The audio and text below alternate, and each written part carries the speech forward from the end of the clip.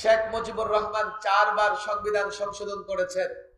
চতুর্থবার সংবিধান সংশোধন করে তিনি এক নায়কতন্ত্র বাকশাল কায়েম করেছিলেন।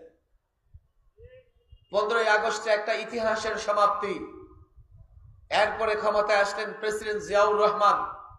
তিনি পঞ্চমবার এই সংবিধান সংশোধন করলেন। তিনি দুটো কাজ করেছিলেন। এক, এই সংবিধানের শুরুতে নিয়ে এসেছিলেন বিসমিল্লাহির রহমানির রহিম। 2, সংবিধানের মূল নীতিতে তিনি নিয়ে এসেছিলেন যে আল্লাহর উপর পূর্ণ আস্থা ও বিশ্বাস। এই বিষয়টা তিনি নিয়ে এসেছিলেন।